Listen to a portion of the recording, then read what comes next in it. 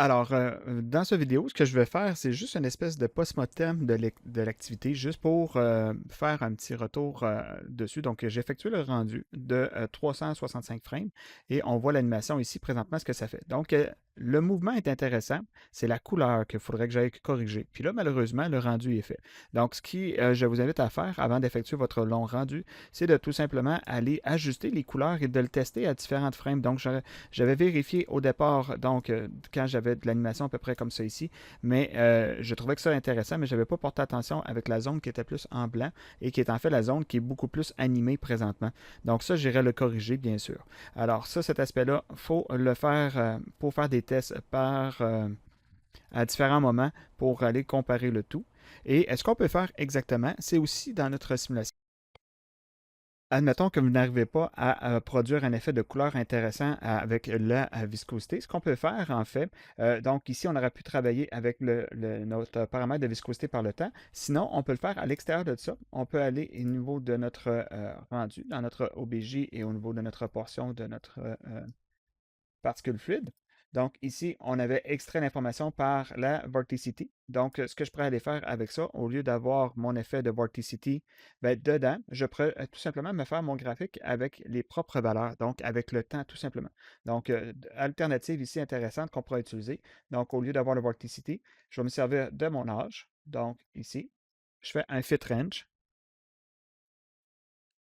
Et ce que j'aimerais faire, c'est de pouvoir aller catégoriser donc mon animation. Mettons que je veux changer la couleur de mon liquide à travers le temps. Donc, je pourrais dire ici peut-être à 0,5 secondes, à partir de 0,5 secondes jusqu'à 4 secondes. OK, donc, ce que je veux faire, c'est d'aller temporiser mon information entre 0,5 secondes et jusqu'à 4 secondes. J'aimerais m'en servir pour pouvoir aller tout simplement euh, changer ma couleur sur un ramp parameter. Donc, et là, je ne le mets pas ici. Voilà, donc il apparaît maintenant le RAM parameter que je vais le connecter ici.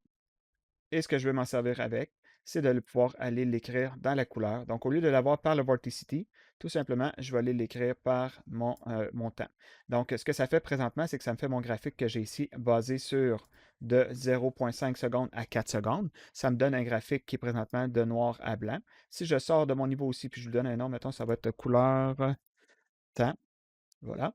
Je pourrais aller travailler ici ma couleur à travers le temps. Donc, celui-ci ne sert pas pour l'instant. Donc, c'est celui-ci que je pourrais me baser.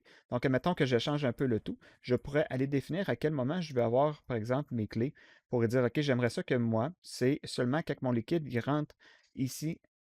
Mettons ici que j'aimerais que ça soit comme plus transparent ou plus clair. Donc, vous voyez, on peut contrôler notre couleur et ça fait en sorte qu'avec le temps, on pourrait aller dynamiser un peu le tout comme ça. Donc, ça pourrait être intéressant de le faire. Ceci dit, je trouve que c'est beaucoup trop loin. Donc, je pourrais aller mettre mes couleurs comme de brun ici. Celui-ci également de brun. Vous allez pouvoir ajouter vos couleurs, bien sûr, en temps et lieu. Et on pourrait aller, par exemple, celui-ci, au lieu de comme ça, je vais le mettre un orange très clair, juste pour qu'on comprenne un peu l'idée. Donc, je vais le mettre en affichage standard. Voilà.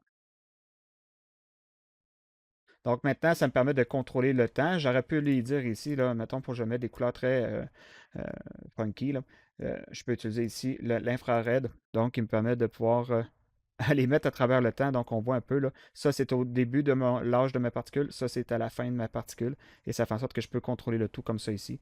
Donc si jamais je veux changer par le tout. Donc l'important c'est de comprendre que le graphique qui nous permet d'aller dire aux naissances de la particule et à la fin de mon effet, je peux aller teinter le tout. Donc avant de faire votre rendu final.